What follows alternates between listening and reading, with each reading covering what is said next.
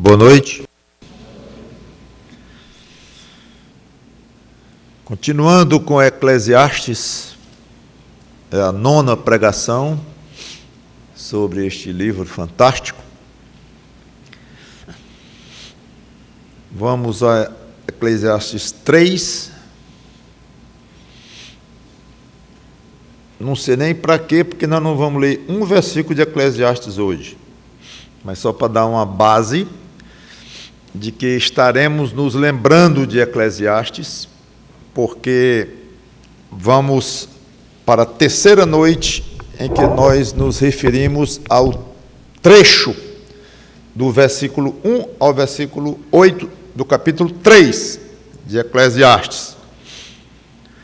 No primeiro domingo, quer dizer, no segundo domingo de hoje para trás, no antepenúltimo domingo, então, nós exploramos o próprio texto, Eclesiastes 3, de 1 a 8, no qual Eclesiastes faz a afirmação de que todo propósito humano está determinado por Deus até o tempo de cada coisa acontecer, tudo.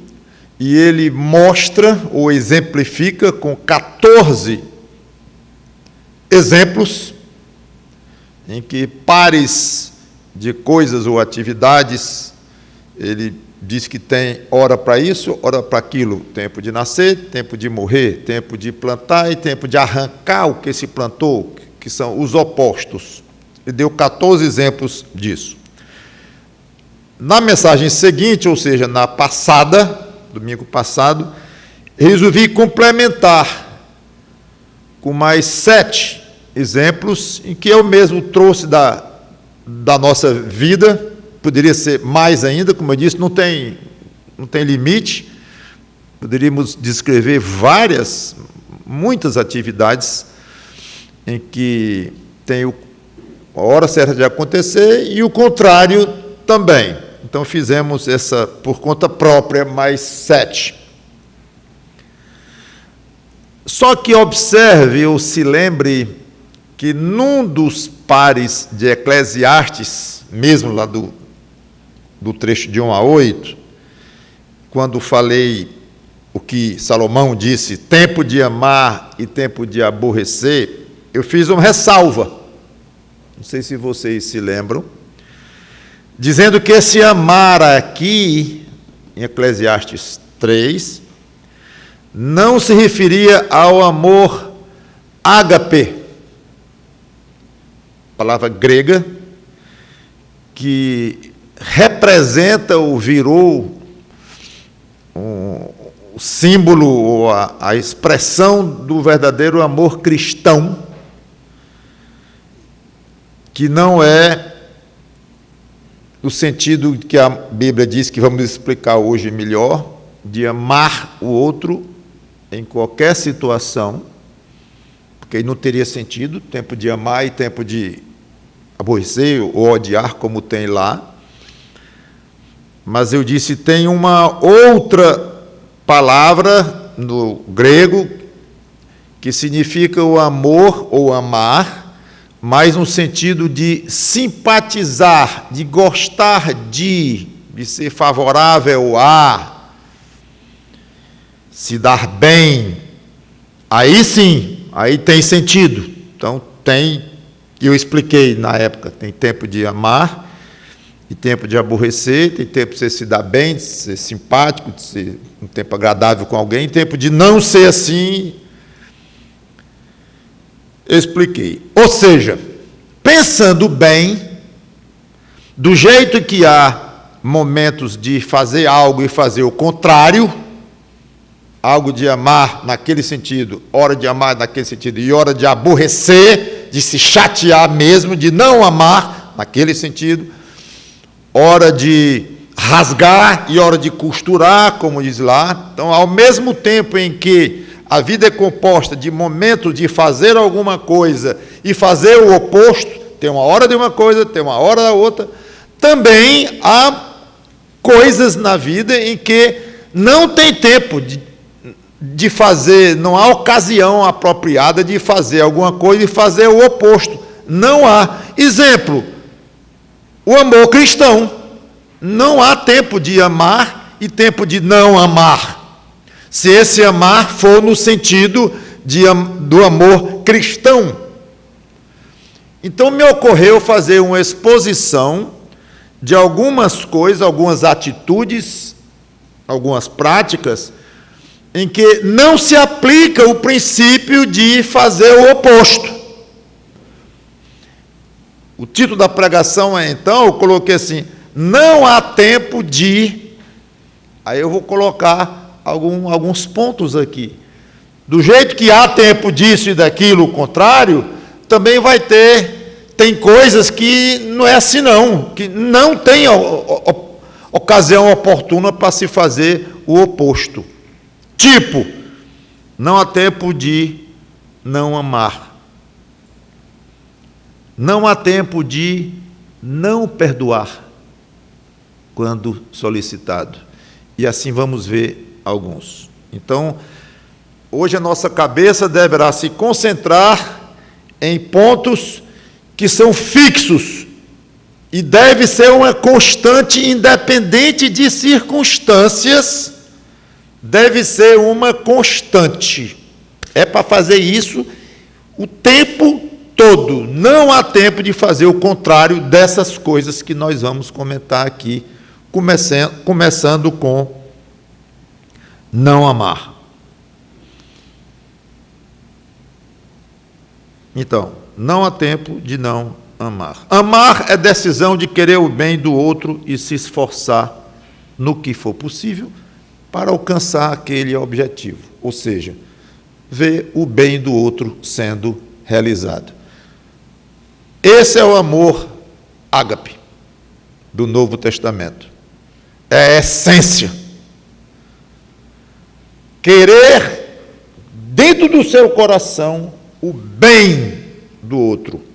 Poderia falar muito em que bem é esse, mas numa palavra só, esse bem significa algo que seja afinado com os padrões de Deus, aconteça, ocorra com aquela pessoa. Você quer que aquela pessoa seja beneficiada com algo sadio aos olhos de Deus. Nem que seja algo não agradável, desagradável, não é o caso aqui, mas que seja saudável, que esteja de acordo com os padrões de Deus. Você deseja, isso é o amor cristão, você deseja que o bem aconteça, ocorra com outra pessoa. E não só deseja, não só fica apenas no querer lá dentro do coração, mas não move uma pena para isto. Não. O amor cristão inclui o fazer o que for possível para que o bem aconteça com o seu semelhante.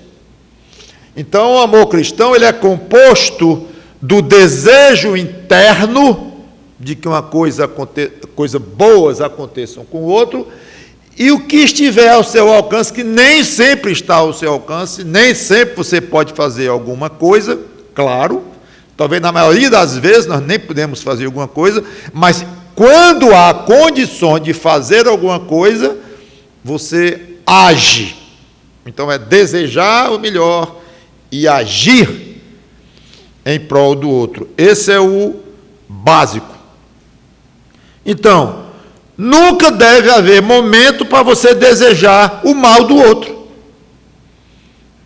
Então, aqui não vale aquele princípio. Tem tempo de amar, tem tempo de querer o bem do outro, desejar o bem do outro, e tem tempo de você não desejar o melhor do outro. Você querer o pior para o outro, mas pior mesmo, no sentido dos padrões de Deus. Quer o ruim para ele. Não tem tempo disto.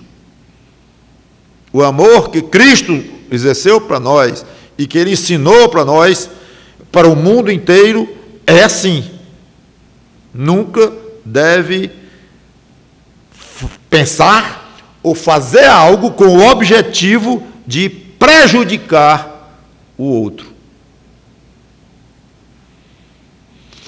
Agora, é bom lembrar que nem tudo que traz sofrimento ou tristeza indica falta de amor ou prejuízo. Um pai ou uma mãe disciplinar fisicamente o filho, ele vai chorar, porque vai doer. Então, aparentemente, está fazendo o mal. E é só o contrário. Então, é por isso que eu disse, quando diz querer o melhor para o outro, esse melhor é no sentido de como Deus vê o melhor. Que alguém pode chegar, você está batendo nesse menino, está doendo, ele está chorando, isso não é melhor para ele. Momento. É o melhor para ele, sim. Como? É o que Deus manda, é o que Deus quer, que uma criança seja devidamente disciplinada na hora correta, de uma maneira correta, então, sim. Mas está doendo nele, mas não tem nada a ver com a outra. O fato de estar doendo não quer dizer que não seja o melhor para ele. Aliás, é o melhor para ele. É só um exemplo. Isso aí, para pessoas muito ingênuas e que não aprofundam muito nas coisas, pode ser um pouquinho enganador. Pode ser que quando você faz algo com o outro, você não está amando, porque está fazendo o outro sofrer de alguma maneira. Mas, repito, isso não tem nada a ver com a outra. Você fazer o bem do outro pode implicar sofrimento. Pode implicar em algo desagradável, sim, mas é para o bem no sentido em que Deus vê o bem. É muito importante entender esse bem, o que é esse bem, o que é melhor para o outro, não é sempre de acordo com os nossos padrões. Muitas vezes o padrão humano é invertido, o que parece ser melhor, não, bata no bichinho não, dentro do exemplo da disciplina, isso é péssimo. Não disciplinar. A Bíblia diz, se você não ama seu filho, então não discipline, não. É só o contrário. Então temos que ter, é uma ressalva que eu faço, que nós temos que ter cuidado em aplicar essa questão do bem. Pode ser o contrário do que o mundo entende ou que o mundo pensa. Ainda mais hoje, o mundo está totalmente revirado. Então, o que é mal ao mundo é bem aos olhos de Deus, e em muitas coisas, não em tudo, mas o crente deve estar muito afiado com esses conceitos, com esses padrões, para fazer o que é realmente, essencialmente correto. O patrão demite o empregado, porque já várias vezes mentiu para o chefe. Mentiu, está mentindo, aquele empregado está mentindo direto. Já perdoou algumas vezes, já desculpou e tentou, não adianta, está prejudicando a empresa e tudo, deixa eu me demite. Você sabia que ele tem 7 filhos? Você sabia que está difícil encontrar emprego? Sabia. Eu vou demiti-lo. Então, aparentemente está fazendo o que é ruim para aquele empregado, mas não está, é o correto. É o correto. A mulher vai sofrer, os filhos dele vão sofrer, mas está na responsabilidade daquele chefe de família cuidar de ter juízo, responsabilidade, vergonha, honra e saber que para arranjar um emprego ele tem que não mentir no emprego, ele vai ser demitido de 10 empregos, não adianta. E o chefe que o demitiu não quer dizer que camarada maldoso, malicioso, não ama o outro, demitir o outro, ama. Aquele gesto de demissão é para o bem do outro, para aprender, para ele entender que não funciona no mundo viver mentindo. Então, o que parece ser um gesto malvado, perverso, por um lado, e olhando de uma maneira altamente superficial, se aprofundar um pouquinho, vai ver que aquilo é o correto, é o certo fazer, especialmente depois do exemplo que eu dei aqui, que a pessoa, o chefe lá teve paciência e coisa assim. Você denuncia alguém que está fazendo uma coisa errada, denuncia uma pessoa, denuncia alguém que está ameaçando uma comunidade ou coisa assim, e aquela pessoa, de alguma maneira, ela é examinada, ela é vistoriada e é multada ou vai presa. Então você prejudicou o outro, não amou o outro, errado. Isso é gesto de amor, de consideração, de respeito. Você denunciar quem está errado, para o bem dele próprio, para aprender que a sociedade não funciona assim, e é para o bem dos outros e tal. E poderia explicar muito. Eu acho que já me fiz entender ao dizer que nem sempre o que parece ser o bem, de fato é, e vice-versa. Então, não há tempo de não amar, nesse sentido cristão. 3 passagens para provar isto. Primeiro, vamos a Mateus 22.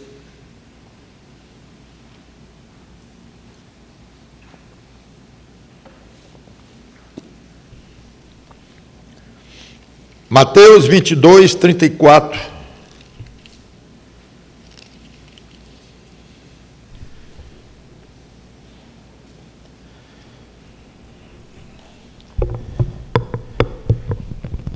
Em diante. Entretanto, os fariseus, sabendo que ele, Jesus, fizera calar os saduceus, reuniram-se em conselho. E um deles, intérprete da lei, experimentando-o, lhe perguntou: mestre, qual é o grande mandamento da lei?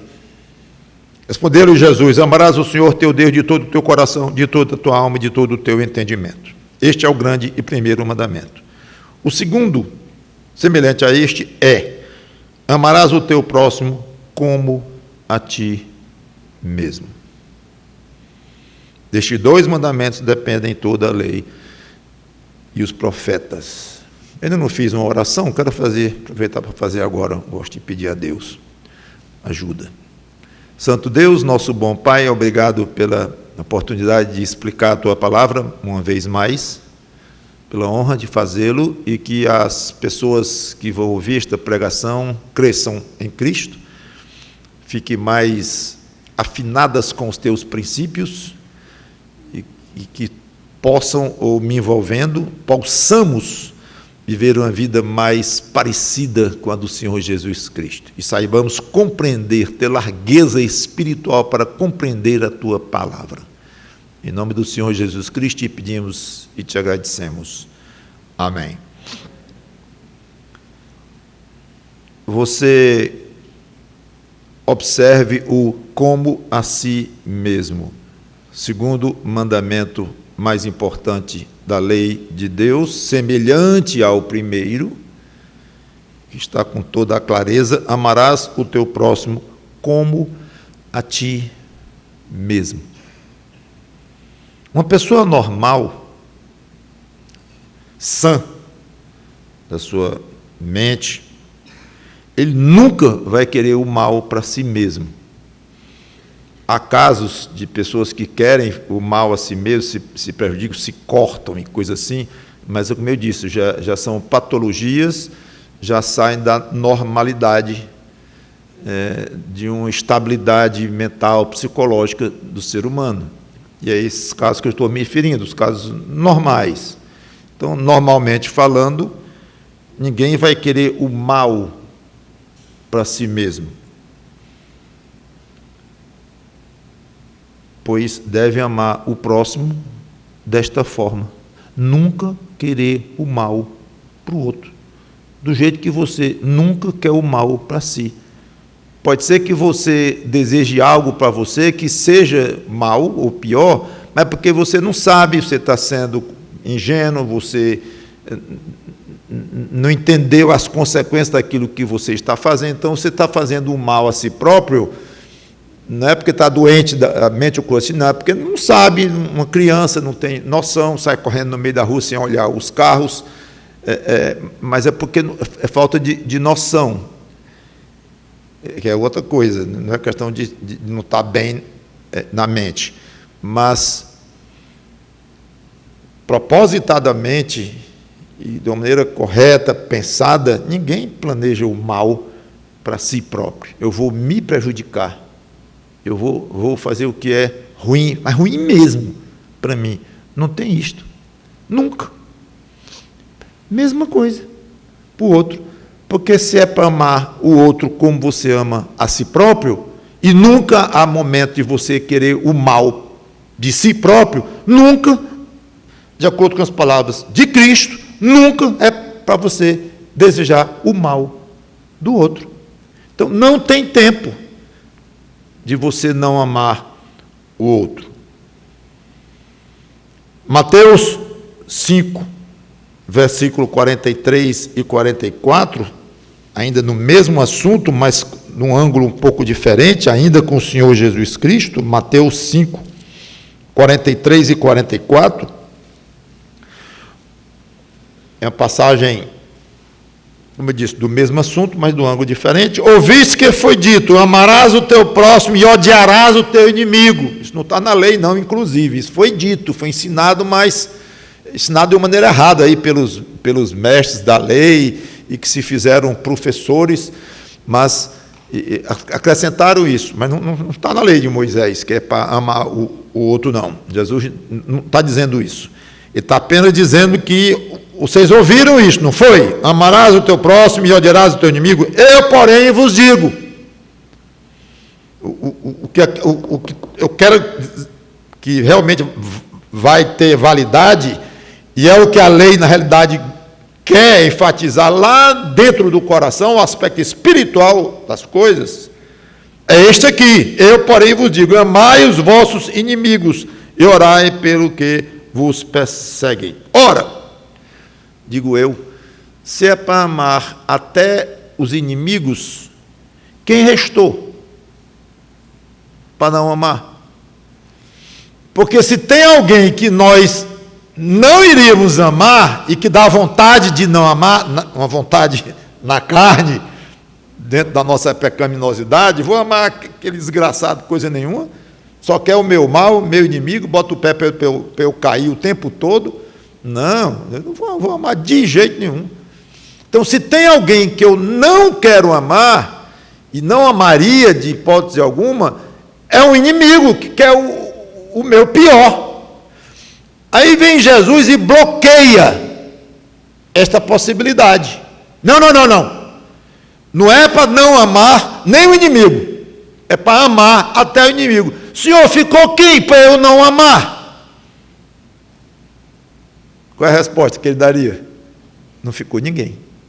Porque os amigos é óbvio, e aqueles que você gosta, é óbvio que você vai amar. Mas o que seria, aquele que seria mais natural você não amar, que é o inimigo, está proibido? Então, não ficou ninguém. Mais uma prova de que não há tempo de não amar. Qualquer um. Independente se você gosta ou se você não gosta. Mas, pastor, e Salomão lá? Já expliquei. Salomão disse que há tempo de amar e tempo de amar, simpatizar, se dar bem, e tempo de se abusar daquela pessoa, de ficar com raiva daquela pessoa, e se zangar, e de cortar relações no sentido humano, de cortar aquela amizade, aquela maneira de se relacionar, não tá bom, não ficou saudável, era bom, mas não é mais, não, corta, e aquela pessoa ali não está por motivos diversos, não quero mais companhia com ele. Tudo bem, não quero mais conversa com aquela pessoa.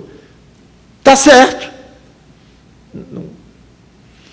Mudou muito, agora só me dá chateação, me dá aborrecimento e me leva a pensar coisas que eu não quero, me faz estimular o que é ruim em mim.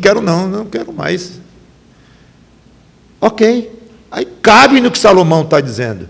Tempo de amar, de ter uma relação gostosa com outra pessoa, e tempo de se aborrecer, de chatear e de cortar, ou quase cortar, ou diminuir a relação, tudo bem. Mas e o amor cristão, de fato, inalterado? Se não é para não amar até o inimigo, eu não fiquei inimigo daquela pessoa, eu simplesmente deixei de gostar, deixei de achar legal a companhia dela e tal, não me convém mais e tal, mas daí para inimigo, não, a pessoa está longe de ser minha inimiga, não. Então, se até o inimigo você tem que amar uma pessoa assim. Não, eu não quero mais muita conversa, não vai dar para a gente ser mais amigo, ou ter aquele tipo de relação, não, mas o amor cristão está inalterado. Eu continuo querendo o bem dele, o dela, orando por ele ou por ela, intercedendo se eu puder fazer alguma coisa para o bem mesmo daquela pessoa, tudo bem. Tempo de aborrecer, de se chatear, mas não tempo de não amar. Estão vendo a diferença? A gente tem que entender essas coisas. Você deixar de gostar de alguém não significa que você deixou de amar aquela pessoa, no sentido que Jesus Cristo falou.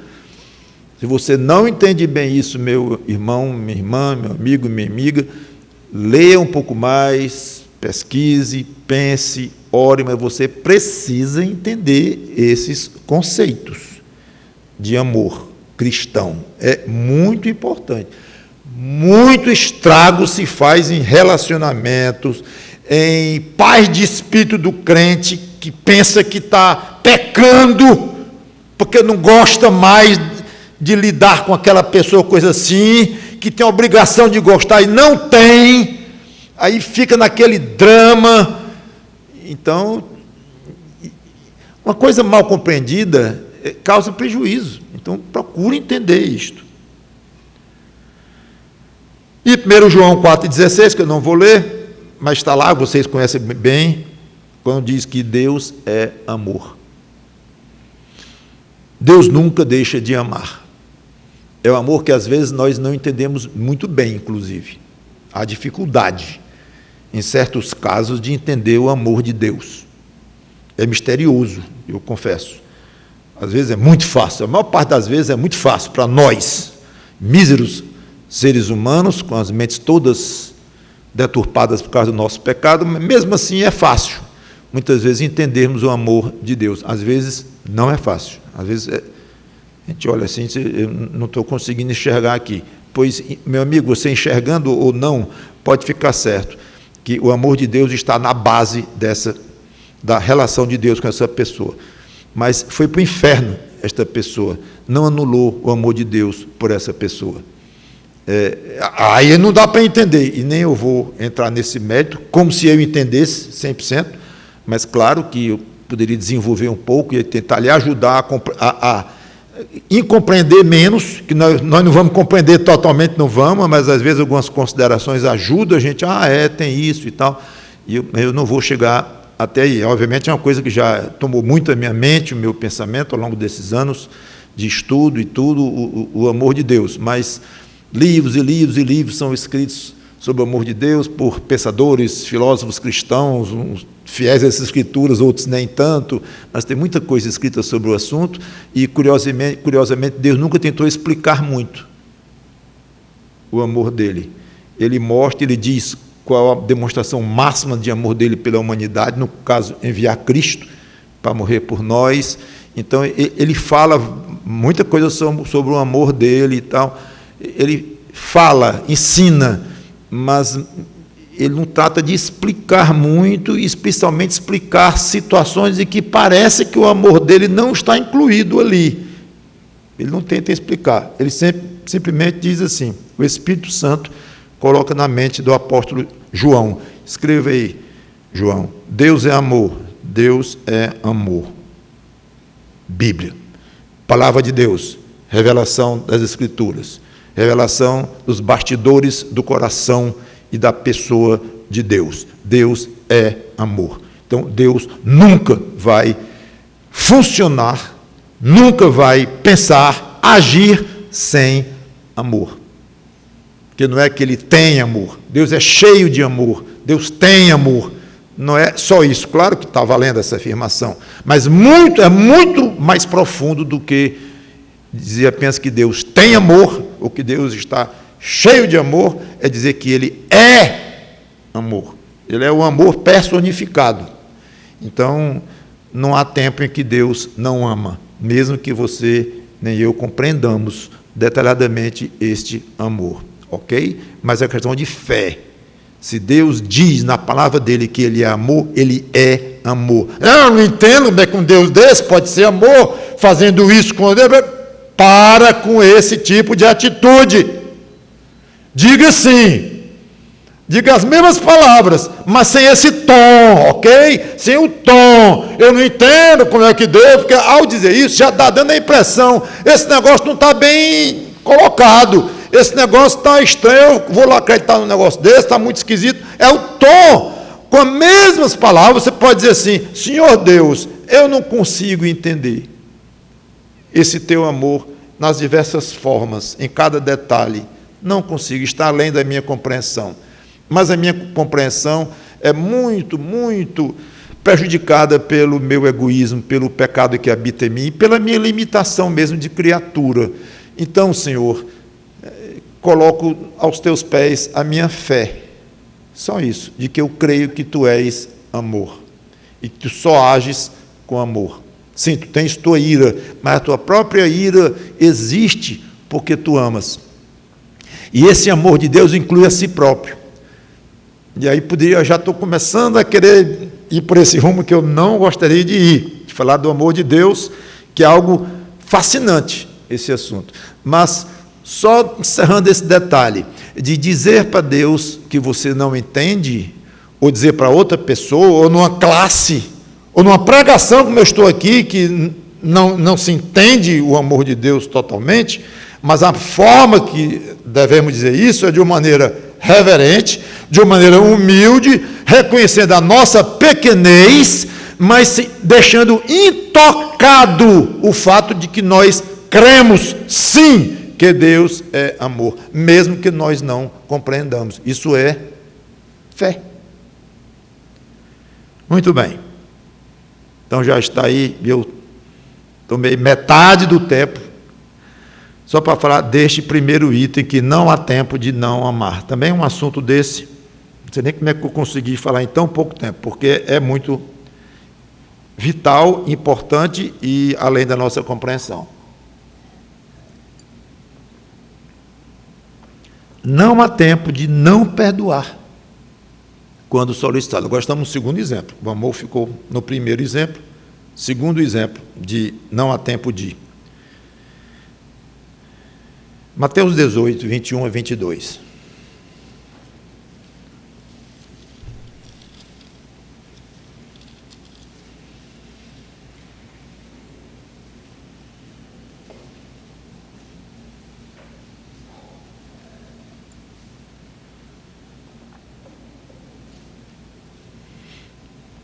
Mateus 18, 21, diz: Então Pedro, aproximando-se, lhe perguntou: Senhor, até quantas vezes meu irmão pecará contra mim, que eu lhe perdoe? Até 7 vezes. Teve outra passagem lá em Lucas que Jesus falou em 7 vezes. Aí Pedro veio checar isso. Aí Jesus alargou, aumentou exageradamente esse número. Respondeu-lhe Jesus: Não te digo que até 7 vezes, mas 70 vezes 7. Ele poderia ter dito 700 vezes 7, 7.000 vezes 7. Esse número é óbvio. Não é que Jesus fez um estudo e veio o que a lei de Moisés dizia, tudo que tem revelado aqui, ou ele mesmo, sem estudo bíblico, mas um conhecimento profundo do que o próprio Deus é, que ele é Deus. Não, é porque, eu não vou explicar muito, mas é 490, Pedro. Não é 491, não, é 490 vezes que deve se perdoar alguém. Então, não é assim. É um número sem sentido para quem quiser contar, né? Porque 70 vezes 7 é 490. Mas quem quiser contar, brevemente vai perceber que é algo sem sentido. Já perdoei uma, perdoei 2, 13h, perdoei 4. Ainda tenho 490 menos 4, 486. Não é assim, é claro, não funciona, não é prático. E nem Jesus teve essa intenção. Ele só quis dizer assim, muito claramente: Pedro, 7 vezes é o que a gente conhece assim, fala assim, e já é muito. Alguém pedir perdão 7 vezes a outro no mesmo dia, isso aí, só isso já é altamente improvável. Eu não sei se a idade que você tem, se alguém já veio pedir a você 7 vezes perdão por uma coisa no mesmo dia. Até esse 7 já é meio demais, imagina 490. Então, o que ele quis dizer, não tem limite. Pronto. E, de fato, arranha a mente, o pensamento. Imaginar um irmão que ele ofende, ou alguém que ele ofende, chega contrito, pede perdão a você, e você diz: não, hoje não. Hoje eu não estou no modo perdoar. Que agora só fala em modo, né? Modo isso, modo aquilo, então, modo silencioso, hoje eu não estou no modo perdoar. Estou aborrecido com muitas coisas, realmente chateado e amargo, estou com dor. Não, hoje não dá. Pode ser que depois, mas hoje não. Aliás, o pastor mesmo outro dia disse, pregou lá em Eclesiastes 3, e disse que tem tempo para tudo. Tempo para uma coisa e tempo para o contrário. Tempo para uma coisa e tempo para o contrário. 14 vezes Salomão disse. Aí veio o pastor, falou mais 7, vai dar 21. Disse que podia ser muito mais. Pois eu incluí na minha lista pessoal. Incluí. Na lista, Salomão podia até ter colocado lá. Ou o pastor outro podia ter colocado o exemplo dele. Bom, não colocaram, mas eu coloco na minha lista pessoal. Tempo de perdoar e tempo de não perdoar. Está bem de acordo. Não está? Não. Não está de acordo.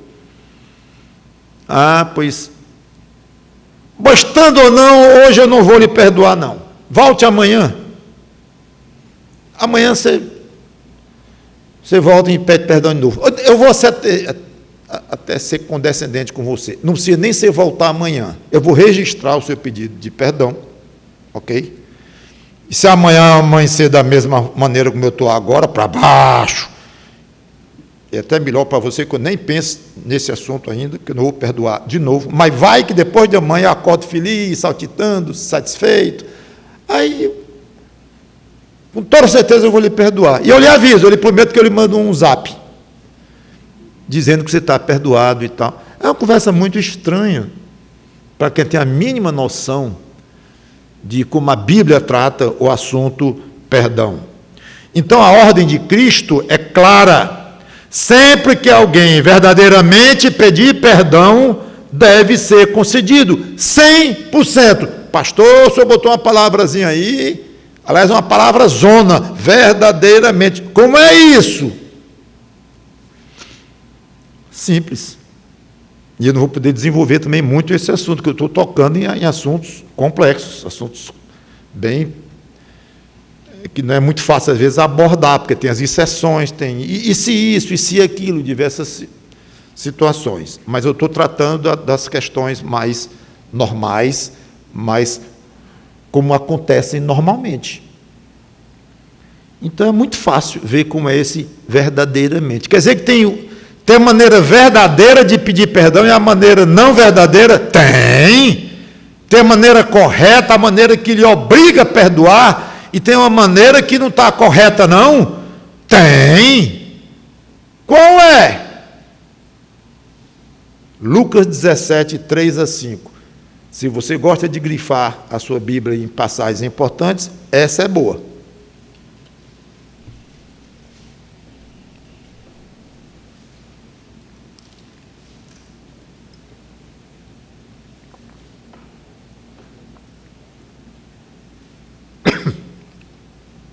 Lucas 17, 3-5. Acautelai-vos. Se teu irmão pecar contra ti, repreende-o. Se ele se arrepender, perdoa-lhe. Se ele se arrepender, perdoa-lhe. Se por 7 vezes, estão vendo aí o 7? O mesmo Jesus falando 7. Lá ele falou em 70 vezes 7, como eu falei, porque Pedro foi lá dizer, pastor, o Senhor Jesus é 7 mesmo, é verdade, tem que ser isso tudo, eu preciso perdoar 7 vezes, o senhor não está achando muito 7, não? Aí foi que Jesus disse, muito? Aliás, deixa eu aumentar aqui, Pedro, vamos para 490, é isso, e eu já expliquei isso. Bom, então, para não pensar que Jesus está dizendo 2 coisas diferentes.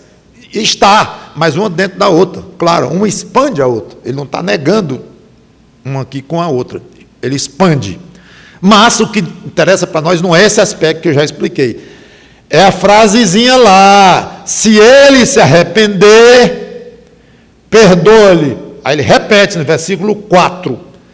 Se por 7 vezes no dia pecar contra ti, e 7 vezes vier ter contigo, dizendo, estou arrependido, perdoa-lhe.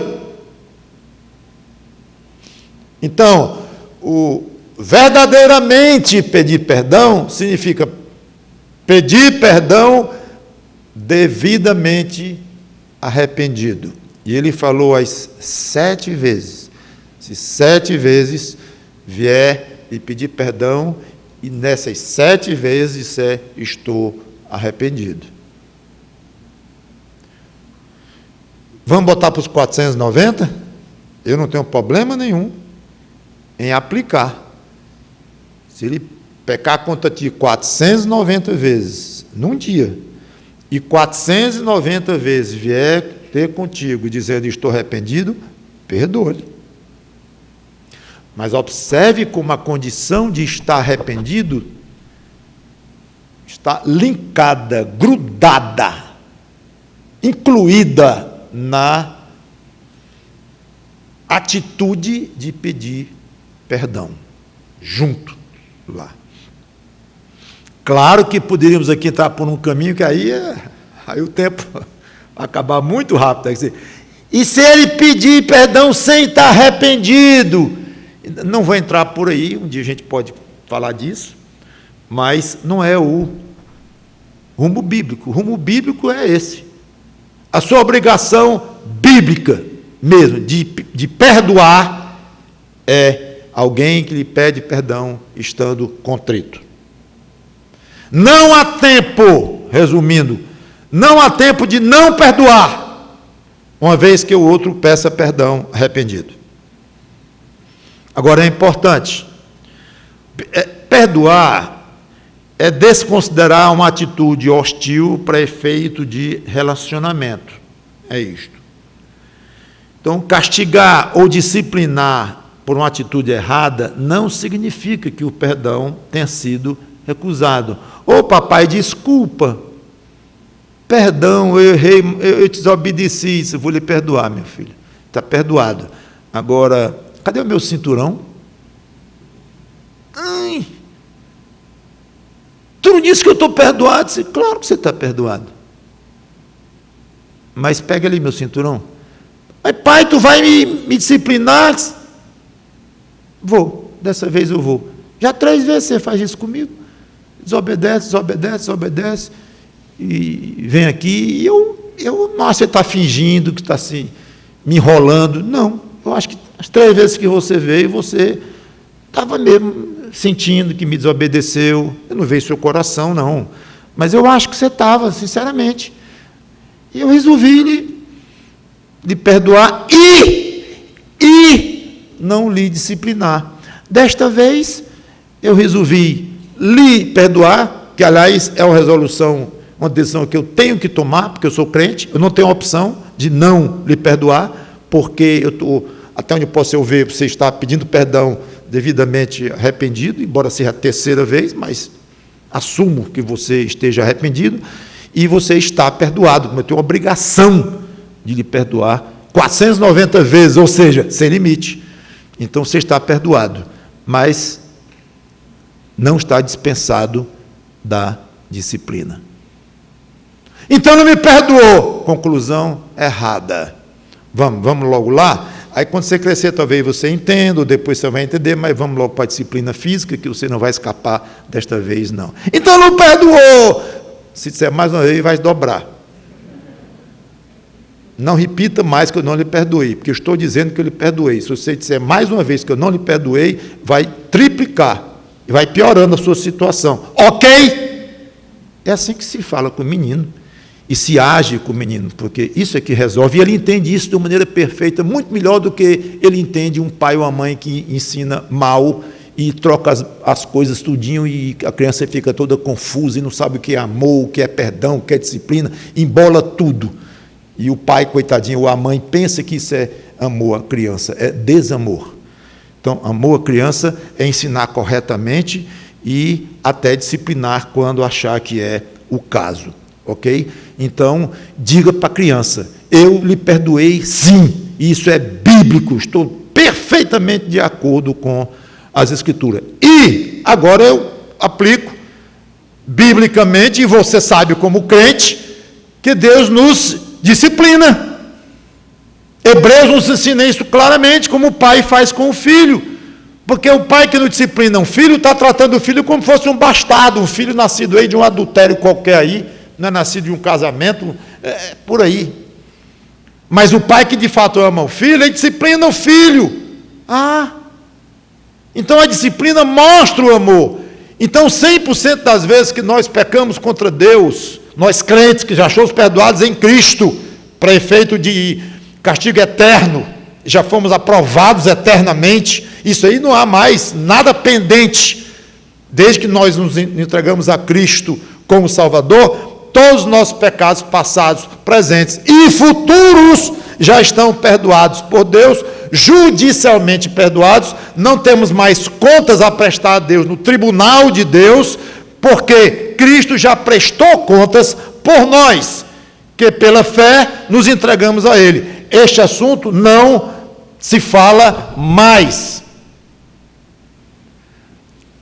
Mas o pecado do dia a dia aqui, embora já perdoado lá judicialmente, mas requer ajustes no nosso dia a dia com Deus, requer disciplina para efeito do nosso melhor andar com Deus, para efeito de nós aprendermos a não fazer mais assim, e vai incluir uma dor. Aí, então, como Deus nos ama, Ele nos disciplina no dia a dia para efeito de relacionamento, não relacionamento no dia a dia, não para efeito mais judicial, como um pai diz assim, eu vou lhe disciplinar, eu vou lá no cartório e vou lhe tirar como meu herdeiro. Não, assim. Então o pai, quando está disciplinando o filho, fisicamente, ele não está nem falando no assunto da relação dele com o filho, de ser pai, de não ser pai, de herdar, de deserdar, não é um assunto.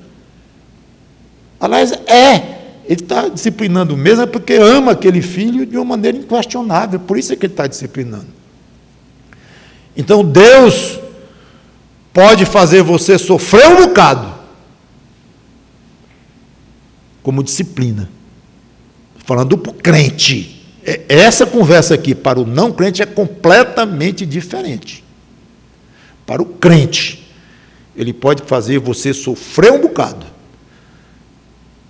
e tendo-lhe perdoado em Cristo, completamente perdoado, e cheio de amor por você, fazendo você sofrer, como você faz sofrer ao disciplinar fisicamente um filho. O filho está sofrendo, ele chora de lágrima, porque está doendo.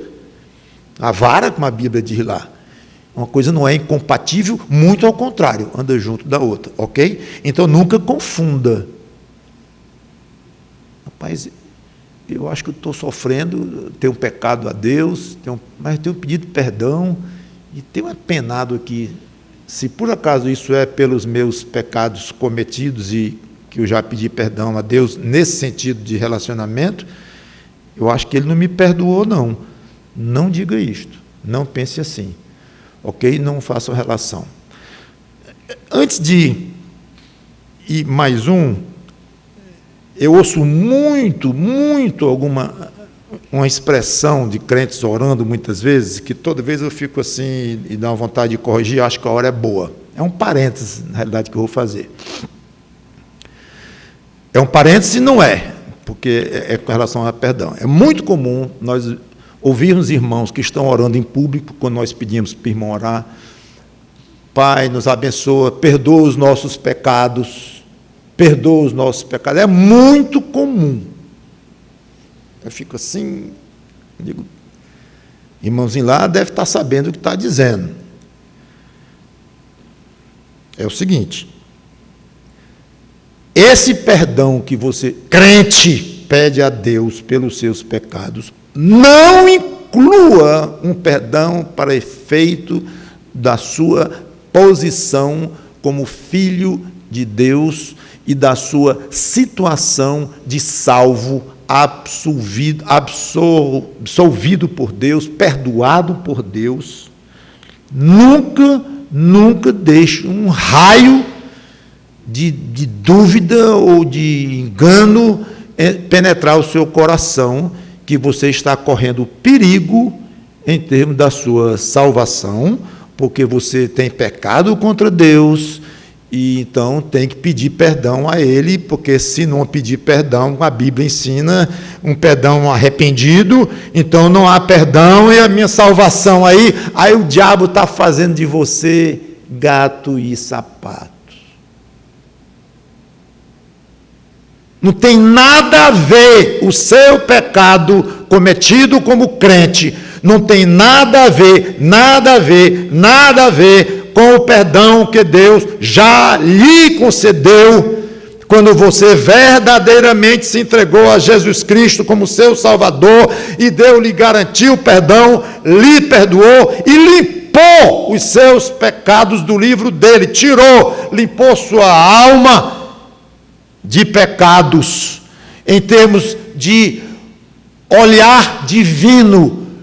O sangue de Cristo lavou sua alma. Quando Deus olhar para você em termos de decisão quanto à sua situação eterna, Deus não vê mais uma gota de mancha de pecado, porque, meu irmãozinho, se Ele vê, você vai para o inferno, iria, e eu, e qualquer um de nós. Não vai entrar ninguém no céu com uma gotícula, uma pequenina mancha de pecado. Nenhum vai entrar no céu para estragar o céu de Deus. Não vai. Então a sua alma está 100% e totalmente limpa diante de Deus. Mas pastor, eu pequei feio. Eu sei que você pecou feio. Isso não ofende a Deus? Ofende e não ofende. No sentido dele questionar a sua salvação ou o destino que ele vai dar à sua alma, não altera mais, não mexe mais com Deus isso. O que o seu pecado tinha que mexer com Deus, quanto a despertar a ira de Deus, já foi tratado com a ira infinita descarregada sobre o Senhor Jesus Cristo naquela cruz. Já foi. Então, ira pelo seu pecado já foi descarregada por Deus sobre os ombros, sobre a alma angustiada do Senhor Jesus Cristo. Então, você querer dar conta a Deus pelos seus pecados, da maneira como deu quando se converteu, é quase como se dissesse: esse pecado aqui escapou da cruz de Cristo. Então pode se tornar muito ofensivo, sem intenção, mas pode se tornar muito ofensivo a Deus, o crente, de pedir a Deus perdão judicialmente por aquele pecado, em termos de destino da própria alma, em termos da sua situação de filiação com Deus. Está em perigo isso aqui, então pede perdão à risca para Deus remendar isso aqui. Cuidado, porque você está anulando de uma certa forma a cruz do Senhor Jesus Cristo. Pastor, está complicado, não estou nem entendendo direito, mas o diabo entende, e talvez é ele que esteja plantando isso na sua cabeça. Não permita. Então, nunca peça perdão a Deus por um pecado cometido você como crente, nesse sentido. Agora, eu disse, isso não afeta a Deus um pecado que você comete aqui. Eu disse, afeta por um lado e não pelo outro. Judicialmente, não, que já está resolvido na cruz de Cristo. No aspecto relacional do dia a dia, na comunhão sua com Deus, afeta muito. Então aquele pecado magoa a Deus, magoa. Entristece, entristece. E Deus pode querer corrigir aquele pecado na nossa vida? Pode e vai, muitas vezes vai. É disciplina. E não é tão complicado isso, porque basta olhar para você, humano, com seu pai, você sendo pai ou mãe, é a mesma coisa. Quando você está chateado com o filho, triste com o filho, ou irritado, e disciplina um filho, mesmo de uma maneira forte, não está ali em exame a sua situação de pai e a dele de filho, na própria essência da relação. Não está. E você disciplina aquele filho para quê? Para melhorar aquela relação. Ele entender que ele depende de você, enquanto depende de você, ele vai ter que lhe obedecer. E para você ter mais prazer com aquele filho. Prazer. Aí já é outra coisa. Não é que você tem dúvida se aquela pessoa, se aquele menino lá, ou menina, é de fato seu filho ou tal. Não. Mas um pai pode ter muito prazer no filho A e muito pouco prazer no filho B. Prazer que o filho dá a um pai varia muito. Pode variar muito. Tem esse negócio de filho predileto, então é uma coisa muito complexa. O pai gagueja, né? Ou a mãe é o filho predileto e tal. É todos. Então, o amor é a todos, sim. Mas é bíblico. A ideia é bíblica, a ideia de que um agrada mais ao outro. Um filho agrada mais a um pai.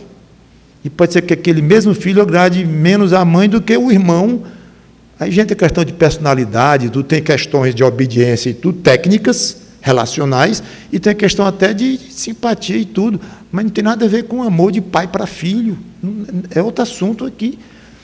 Então, na relação paternal de Deus conosco, no dia a dia, eu acho que você quer agradar o melhor possível ao seu pai querido. E ele gostaria que você, de lhe preparar para lhe proporcionar agradá-lo mais e mais. E aí vem a disciplina. E dói, claro. Para o nosso bem, claro. Ele está fazendo aquilo em amor, claro. Mas sempre aquela ideia.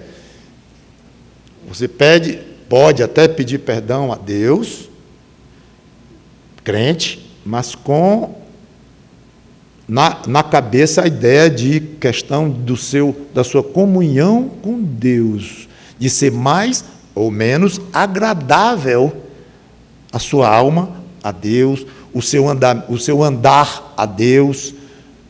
Tudo bem. Eu tenho um amigo, pastor, que diz: eu acho errado um crente pedir perdão a Deus. Diga errado. Eu diria quase antibíblico, eu não peço nunca.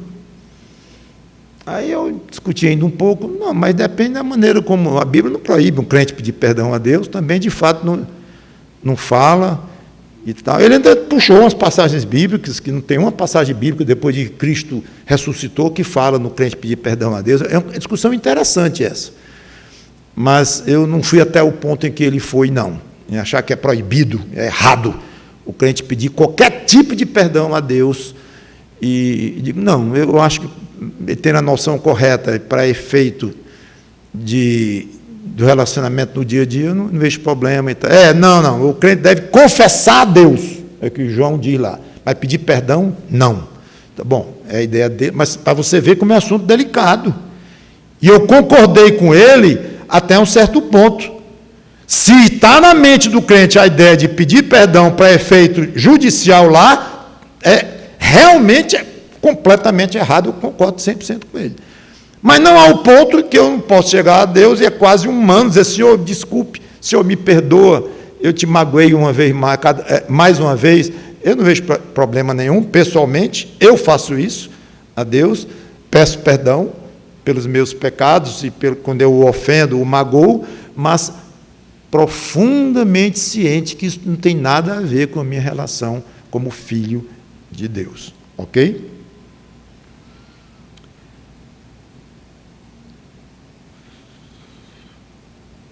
A segunda coisa que eu queria comentar sobre essa questão de perdoar, e eu vou encerrar, é a questão da memória e da consideração que a pessoa leva ao fato do outro ter agredido e que isso não tem nada a ver com perdão. Eu até já tenho dado algumas vezes o exemplo de que o irmãozinho tem a mania de levar a sua carteira. Pois é, coisa feia, né? Mas você brincou, ele leva a sua carteira. 3 vezes. E ele pede perdão 3 vezes. Que é cleptomaníaco e dá um motivo ali psicológico e tal. Tudo bem. Perdoei as 3 vezes. Mas da próxima vez que eu ver o irmãozinho, eu pego minha carteira e boto o bolso da frente. Oh! Você não me perdoou. Como? Você botou sua carteira no bolso da frente. Não foi? Foi. Para eu não tirar a 4ª vez. Então você não me perdoou. Claro que eu perdoei. Agora, você acha que eu vou ter amnésia? Perdoar não é ter amnésia. Eu sei que você tem esse problema, você vai lutar com isso, eu estou lhe fazendo um bem que estou tirando a tentação.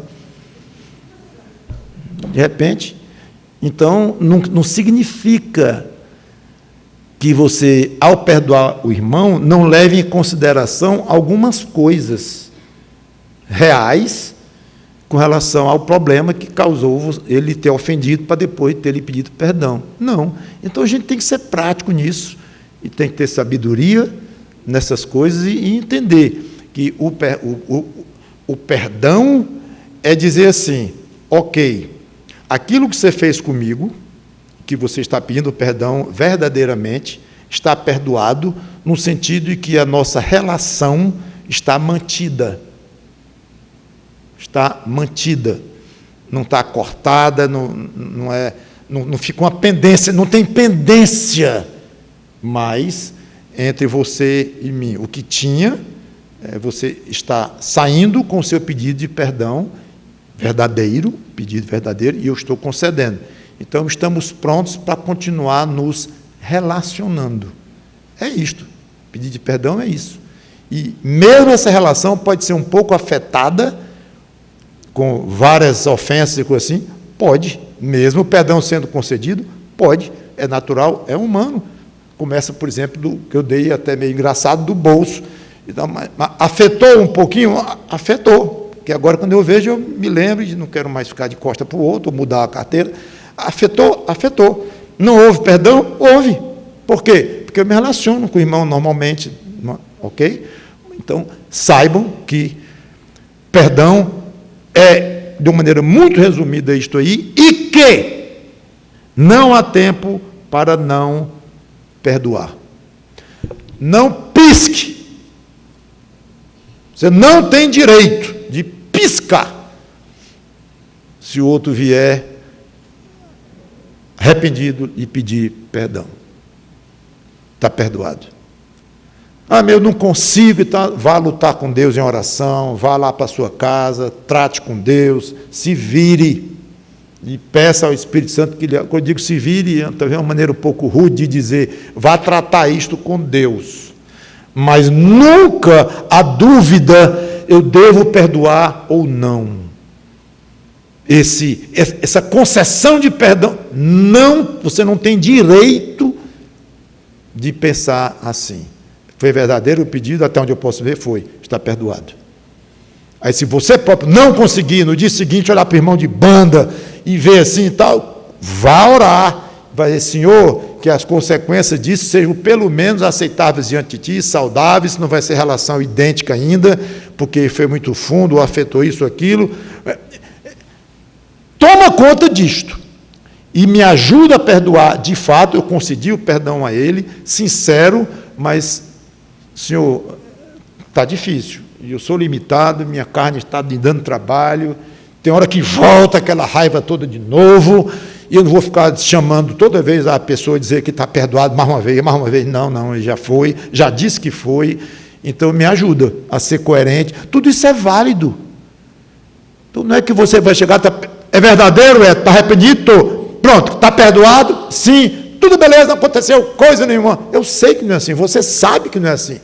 E se eu passasse a ideia de que é assim, você vai dizer, esse pastor está voando, porque não é assim não. Eu sei que não é assim, é duro, é difícil, nossa carne dá trabalho, mas não importa, faça o que Deus manda e corra para Ele pedindo ajuda, confessando e dizendo abertamente: não estou conseguindo perdoar, mas eu tenho a obrigação de perdoar. Já disse para ele que ele estava perdoado, bem pouquinho que eu consegui dar a ele de perdão, mas é sincero e está difícil, Senhor, me ajuda a tornar esse perdão mais efetivo, mais eficiente e tudo.